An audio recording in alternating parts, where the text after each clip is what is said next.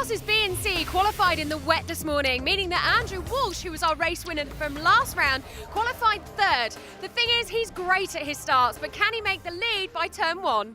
Here's Simon Hill. Well, it's going to be interesting to see how it does pan out. Ben Pitch, a great job to put his car on the front row. Chris Headlam, a regular qualifier near the front, as is Steve Williams. Also Gavin Kirby and Dominic Jackson looking for a good result. A little bit further down, Anthony Clark, Greg Rumble, Phil Chatterton, and just at the back there, Chris Feller.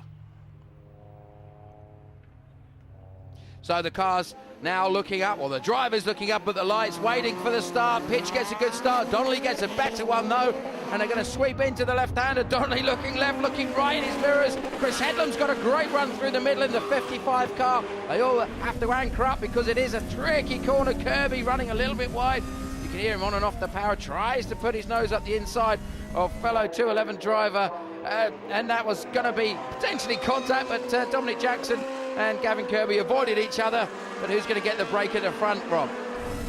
Well, the massively experienced Martin Donnelly has already made a break at the front. He's currently clear from Headlam and then Walsh.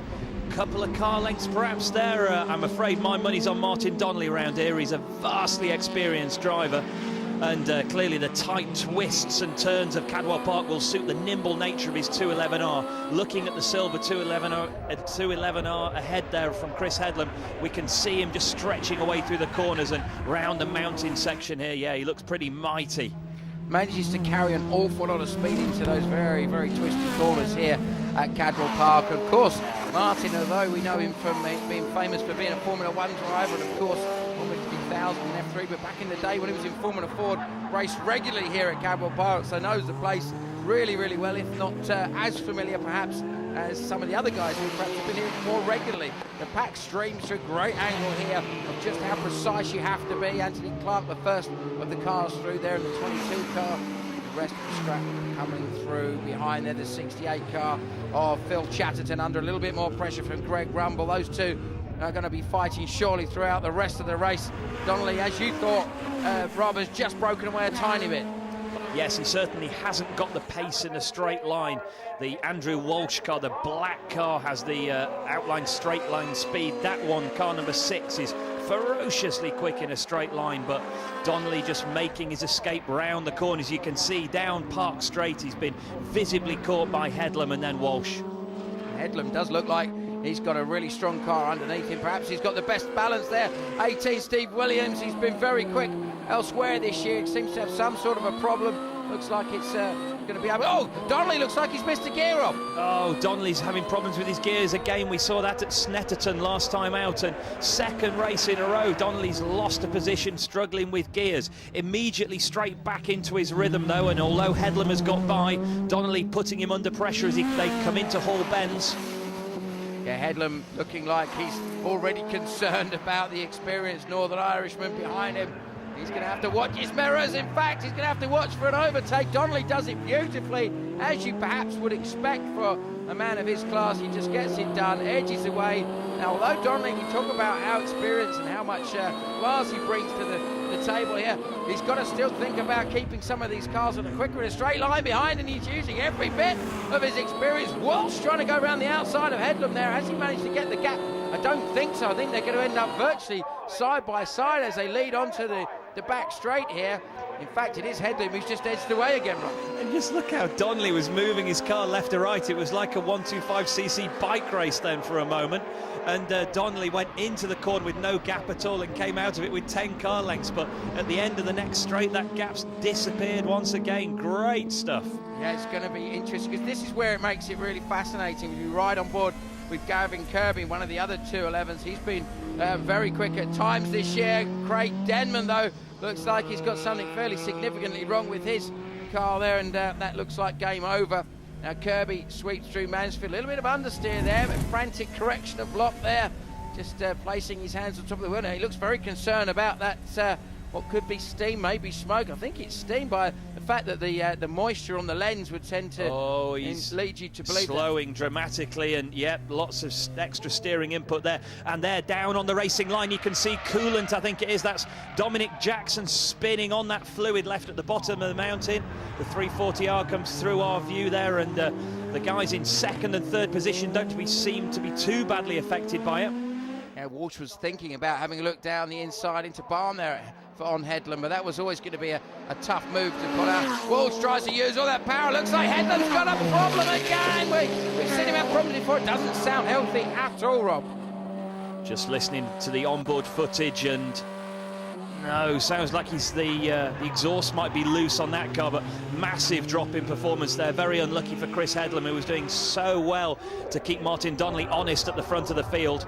I think that's going to put Ben Pitch back into a podium position, the young man who qualified on the front row of the grid in the wet qualifying. Of course, driving around Cadwell Park is a challenge. As we've heard, that's the forlorn car of Chris Headlam out of the race, well and true. Doesn't look like anything too serious from what we can see there, but very disappointing nevertheless. Doesn't matter whether it's a 2-pence fuse or whether it's something serious. Ultimately, you're out. Well, Ben Pitch, we just talked about, he's not giving up the chase at all, is he?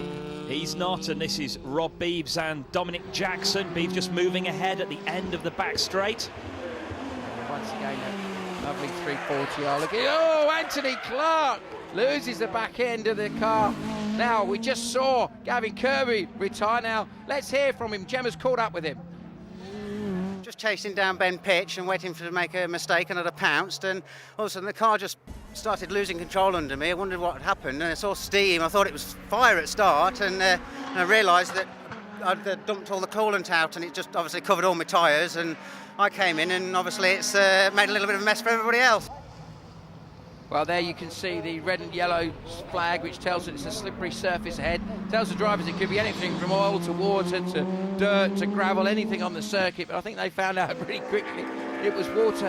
How much do you tend to have to adjust your speed into corners, Rob, when you get that flag presented to you? Oh, very much so. Probably 20-25%. You've got to be really aware of any fluid on the track surface. Of course, it means debris as well, so could be one of those black and white marker posts, pesky little things flicked up onto the racing line. But if Gavin Kirby really did think it was fire, perhaps he should invest in a pair of race gloves, Si. Yeah, well, it certainly would be the sensible option, you'd think there, wouldn't it? We saw there, just whilst you were explaining that, Andrew Waters getting a move done early on. Now, this is what's happened at the front. Donnelly now under more and more pressure from Walsh. Walsh very quick up and over the hill there. Donnelly having to once again get a little bit defensive, but it just looks like Martin Donnelly's car so well hooked up through these twisty curves here at Cadwell Park that it's going to be very, very difficult for Walsh to find a break. Now this battle that we saw early on between Chatterton and Rumble just seems to be running and running. Yes, absolutely, through Hall Bends. Not the quickest cars we've seen through there, but very enthusiastically cheered on by the spectators coming down into the hairpin.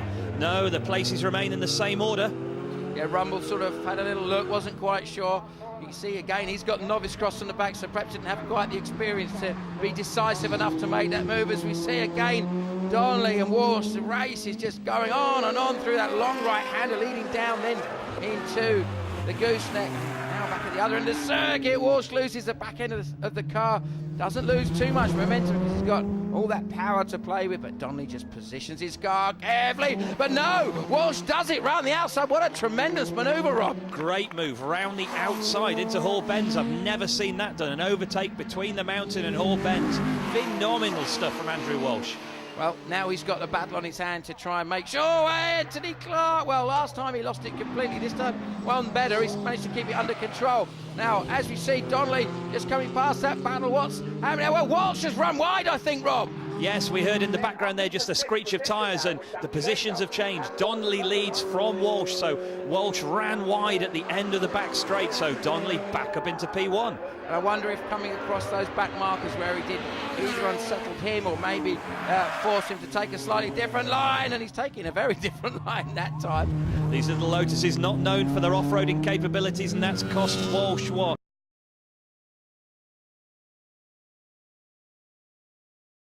Could be significant. It could mean that it is going to be Martin Donnelly who's going to take victory. And although this man has won at international level, it means an awful lot to him to win here at Cadwell Park, one of the greatest circuits in the UK and one of the greatest drives of his life. Martin Donnelly wins from Walsh. Great drive from Ben Pitch, Harvey Bevis, Walters, Jackson, Rumble, Chatterton, Chris Feller rounds out the top 10.